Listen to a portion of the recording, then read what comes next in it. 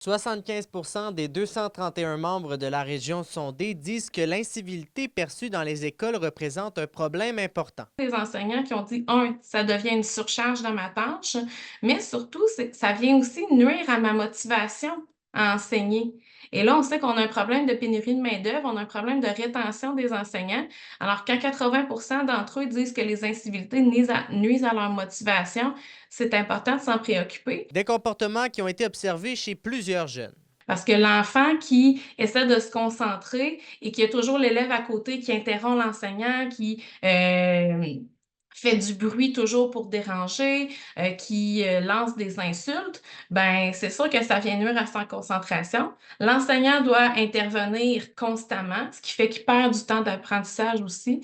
Donc, vraiment, il y a personne qui en sort gagnant là, dans ces situations-là. Pour Karine Rivard, enseignante dans une école primaire à Rouyn-Noranda, diverses solutions doivent être considérées pour diminuer le problème. Il faut que ça change dans nos milieux, ce côté-là, d'assurer qu'il y ait un plus grand respect, qu'il y ait moins d'incivilité, puis probablement que ça va être une bonne roue qui va tourner parce que si on essaie d'améliorer ce côté-là au niveau des élèves, on se dit probablement que la violence, comme en ce moment, la violence dans les écoles, il y en a énormément. Et probablement qu'à un moment donné, ça va diminuer là aussi. C'est important de prendre la situation à bras-le-corps, d'intégrer, les enseignants dans la solution pour s'assurer de répondre comme il faut aux besoins. Mais ce n'est pas que les jeunes qui font preuve d'actes d'incivilité, les parents également.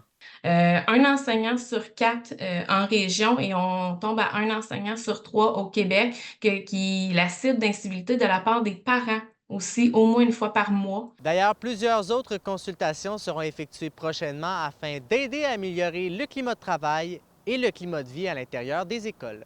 Alexis Dumont, RNC Nouvelles.